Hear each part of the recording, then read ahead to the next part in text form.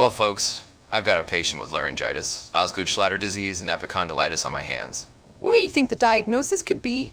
Laryngitis is inflammation of the larynx. Osgood-Schlatter disease is a condition affecting young athletes, and epicondylitis is an injury to the elbow.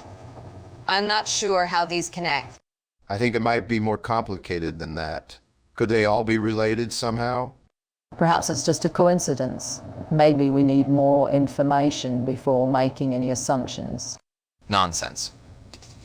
It's hepatic veno-occlusive disease, and I know what to do. You three are going to perform limb-sparing techniques regardless of the risks. Dr. Hawks, do you have any other concerns or thoughts on this matter? Perhaps we could discuss the potential risks and explore other possibilities before proceeding with limb-sparing techniques. No discussion needed. The limb-sparing techniques are what will save this patient's life. I understand your concerns, Tracy, but I believe in this patient's case, we need to take a chance. That's not a gamble you should be taking, Hawks. This is life we're talking about here, and the risks are too high.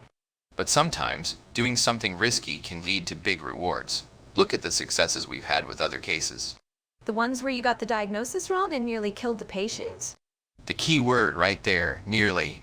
Does a lot of carrying in your defense? I hate you.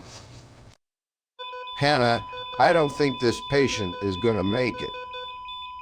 The liver's not responding to the limb-sparing techniques. Yes, Dr. Randall.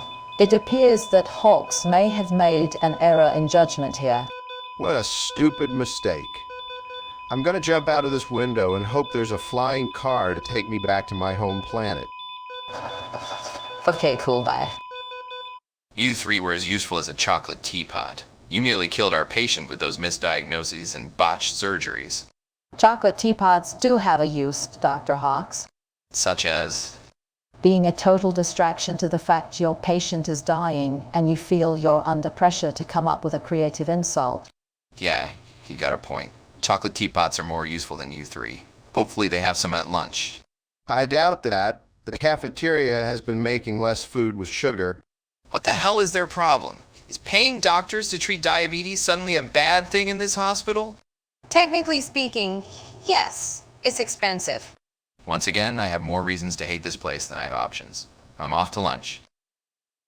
Well, if it isn't Johnson. How's the oncology department doing these days? Oh, just doing our best to keep those cancer patients fighting against this relentless disease. Relentless?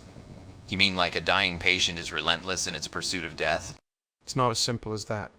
Each patient has their own story, their own fight. And I suppose you're the hero who shows up with a white horse and saves them all. Come on, Johnson. We both know they're just patients to you.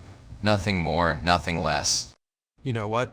I've had enough of your condescending attitude today, Hawks. You're not only arrogant, but also completely insensitive. You wouldn't do this job if you weren't getting paid. That's literally life, stupid. Way to make me lose my appetite. I apologize for my negligence earlier, colleagues, but I have made a significant breakthrough in our patient's condition.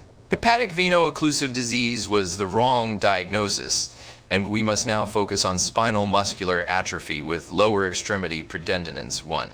Wait, Hawks, that's a serious claim. You've just dismissed our original assessment without proper consideration. Indeed, Hawks. We can't simply disregard everything we've done so far based on your lunchtime conversation with Dr. Johnson. I'm inclined to agree with you all. It would be beneficial if you could elaborate further on this new diagnosis and how it relates to our patient's symptoms. Of course, I understand the skepticism, but please bear with me. Spinal muscular atrophy with lower extremity predominance 1 is a rare genetic disorder characterized by progressive muscle weakness and atrophy predominantly affecting the lower limbs.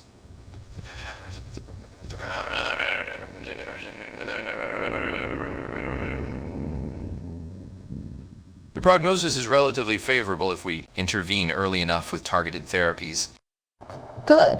Hopefully Tracy is happy that you finally cracked this case so late in the day after the limb-sparing techniques. Go drink toilet water, friend.